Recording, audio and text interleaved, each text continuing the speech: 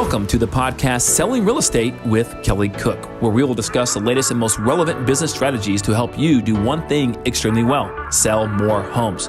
We'll discuss everything from business planning to lead generation and conversion to past client customer service and everything in between.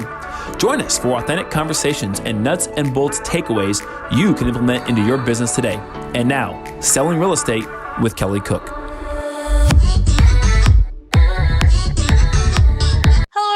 Welcome back. We are here with another episode of Selling Real Estate with Kelly Cook. As always, we have Mr. Kelly Cook in the building after a long holiday, couple of weeks. How are you doing today, Kelly? Ooh, my waistline is expanded a little bit, I think, just a little bit, but all those cookies and eggnog. Oh, man. Back on delicious. Back on, Elizabeth. Yeah. So it is the new year. It is 2021. We've made it out of 2020, which is pretty crazy. Woo. Thank goodness. Looking forward to 2021. And today we want to talk about something that's very relevant for right now, right? That first week of January. We've done quite a few episodes on business planning and really setting yourself up for what now, this new year, kind of getting all of your new systems in place, your goals, everything like that. But with any New Year's resolution and your business plan and your business resolutions aren't any different, it can be really difficult to pass that first month, kind of keep them going, stick with your resolution so that you can get to 2022 and say, yes, I did that. We made it. So that's what we want to talk about today, is just kind of how to not lose steam after the first couple weeks of January and those resolutions. Right, Kelly? Exactly. I love it. No, it's a great topic, and hopefully people find value in this topic right now. And it's kind of a more general topic, but it's very timely and applicable. And I want to say that everyone knows this answer, but the main reason or how you stay with your goals is accountability. But let me give you the perspective on accountability. This comes from a book called The 12-Week Work Year, or the 12-Week Year. Geez, butchered that. But it's a phenomenal book, and obviously it chunks the whole year down into quarters, right? Every 12 weeks. So they said something about accountability. I want to tell everybody on this podcast, which I think is fantastic, right? It just says that right now, and I'll paraphrase that people say a lot of times, I just need someone to hold me accountable. That is nonsense, right? You can't hold someone accountable. You can hold a baby or a can of soda, right? You can't hold someone accountable. Non-talent looks at this as a consequence. It's a have to, but really it should be a choose to. Okay. Accountability is ownership, extreme ownership. And I think, not to go on a sidebar here, but in our country today, our society, our culture today here in America, accountability is not prevalent because ownership is not prevalent, right? There is not extreme ownership. People are not taking ownership of their own actions. Generally speaking, right? A lot of people obviously are, right? But you can only control your thoughts, your thinking, and your actions. That's it. Your thinking and your actions. But here's the good news, guys. That's enough. That's all you need. That's all you need to control, and you'll be just fine. In fact, it'll be more than just fine. And that self-accountability is truly the only type of accountability. The freedom of choice and the consequences of those choices, right? So I love that chapter it talks about in that book. Now, will I still use the phrase to our team, we're going to hold someone accountable? Sure, right? It's a habit. It's part, we all know what that means in the positive sense. But the reality is if you have someone on your team or someone surrounding you that's non-talented, or here's a gut check, if you are non-talented, sorry, I'm not calling anybody out. I don't know who quote unquote you are, but if you're not, and you hear the word accountability, you go, oh, I don't want to do that, right? But the reality is talent wants to be held accountable. Why? Because they don't want to maintain the status quo. They want to be moving forward, right? Because there's the old saying, right? You're not staying static. You're either moving forward or moving backward. You're never just staying still. Well, talent wants to move forward. They want to make themselves better, a better version than what they are. So there's not a better time to do that than January 1st of any year, for that matter, right? Because everyone's doing that regardless. Now the question becomes, who can sustain it the longest, right? That's the question. It's like in the, I know that the first month of the year, every gym is packed, right? Like you can't find a spot. All the machines are using, they're packed. Wait until, March, April, and Maybe, maybe. And it's just slowly been, oh, the gym's opening back up again. I can use my machines or whatever it is, because that's the challenge, right? It's everybody's super excited about, they've set these goals, they set these resolutions. January 1st, the first couple of weeks of January and February probably start sliding off. You're not as excited about those goals that you made, because it's hard. It gets hard to keep at it every day and stay consistent. It gets boring, right? Yep. But I think that that's what's so important with your saying accountability, is every day kind of check back in with yourself and get excited about your goals again. I think that that's really important as well. So. Exactly. And I think, coaching, mentorship, right? All this stuff is very important. I think people need to have a coach or a mentor or someone who's going to, check in on them, right? And make sure they are being accountable to themselves, right? That's the big thing, because we all can't do this on our own, right? We just can't. We're humans, and humans aren't really wired to be in a relationship, right? And to have people have a check and balance system and have someone surround them and help them and encourage them along the way. So if you don't have someone, obviously you can pay for someone, right? It's called coaching, right? There's plenty of coaching organizations. We would be happy to have a discussion with someone as well, right? To help them get on the game plan of going from A to Z, whatever those 2 points are they're trying to achieve. But yeah, people are built for a relationship, and you got to have someone hold you accountable. Now, there also is this thing, and we talked about this, but I'll mention it again because it all intertwines here. Your why, right? You have to be in tune with your why. Now, a lot of people don't know what their why is. I just had an awesome conversation with the agents on our team, and through a health scare, he discovered his why. Like, he thought it might be this, but because there was something that really like almost woke him up, boom. And how I knew is because he got very emotional, right? Because about it, and I've heard a long time ago that your why truly isn't your why, your big why, until by talking about it, you're moved to tears.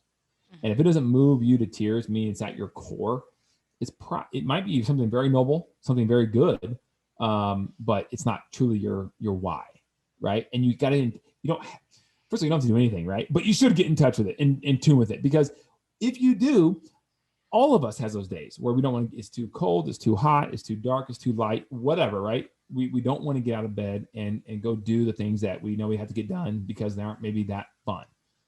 But why do you get out and do it? You do it because you're in tune at your core with the result it's going to bring you. And so you go out and you do it. And you do it every day, like you said, Elizabeth, when it's boring, mundane. Because guess what, guys? Success is not, a lot of times, not fun, not successful, not sexy, right? It's very successful. But you, over time, you become successful. And one day you kind of look up and you go, holy cow, I've not arrived, but I kind of like arrived, right? Like, this is cool. So that's the thing about it. And guys, in real estate, you have to do that. So, but it takes time. And most people won't see it through because their why is not strong enough. They're not consistent. It gets boring. It gets hard. And they say, nah, I'm out. Right. So, also too, guys, a lot of people, I'll say this too, Elizabeth, as an offshoot of that, a reason why a lot of people stop their New Year's resolutions, in February or March or April, is because they also don't have the efficiency down. They don't have a time block on their calendar. Right? I mean, you have to do, we all went to high school, right? Most of us at least, right? And we know what that's like when you're in geography class, the bell rings, teacher's still talking, but what does she do? What does everyone do when the bell rings? Gets up and goes. See, I don't care what you have to say anymore at this point. I'm out of here, and I can. It's legal. It's okay to do that, right? So then you get out and go to the next class. You go to math, right? Something totally different.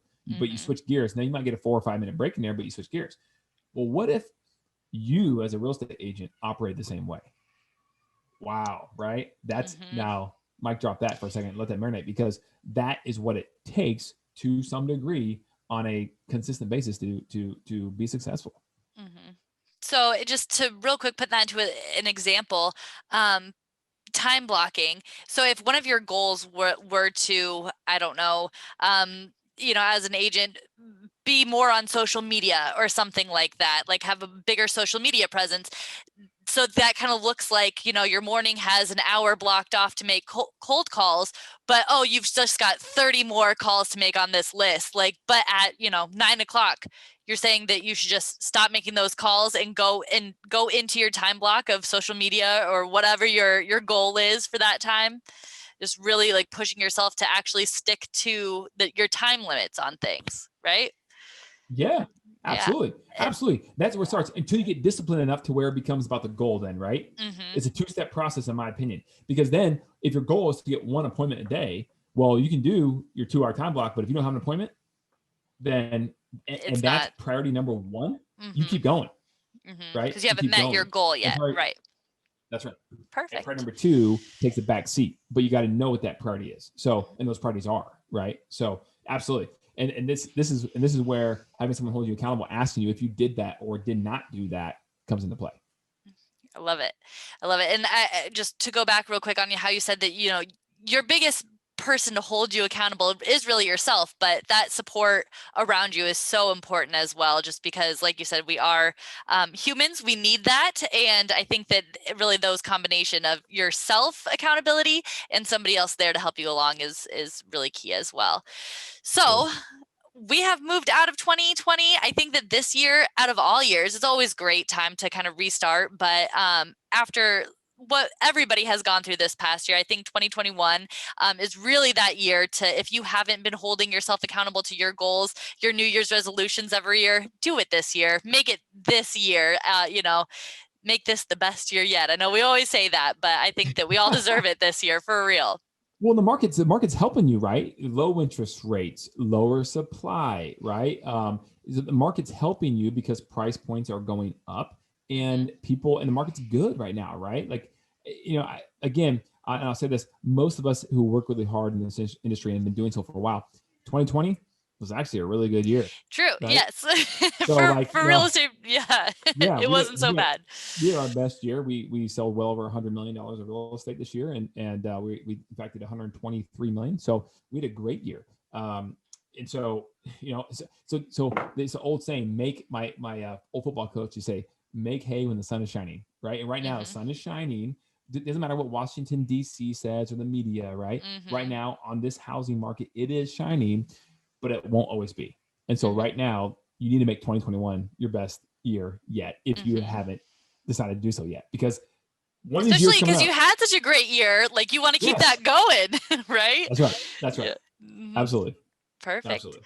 All right, Kelly. And if anybody wants to ask you any questions about this, reach out to you about coaching, or talk Nebraska football or anything else, where can they reach you? College football playoffs, NFL, whatever, right? But no, at info@kellycookhomes.com or my cell at 480-442-9868. That's the office. My cell is 480-227-2028. And please, guys, I know that we have smashed the like button. And before we go, I know that we still have an offer going on for you guys. Kelly has got his how to build a team download. So go get that. Kelly, where can they go to get that? buildyourrealestateteam.com. Oh, I love it. Nice and simple. Yep. Nice and simple. Perfect. It's a free download. It's a seven module step-by-step process. Very easy to obtain. Go get it. It's free. Download it. All right, guys. We will see you next time. Thanks for joining us. Thanks, guys.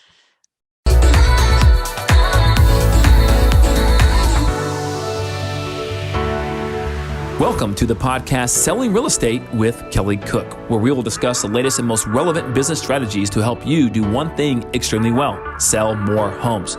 We'll discuss everything from business planning to lead generation and conversion to past client customer service and everything in between. Join us for authentic conversations and nuts and bolts takeaways you can implement into your business today. And now, Selling Real Estate with Kelly Cook.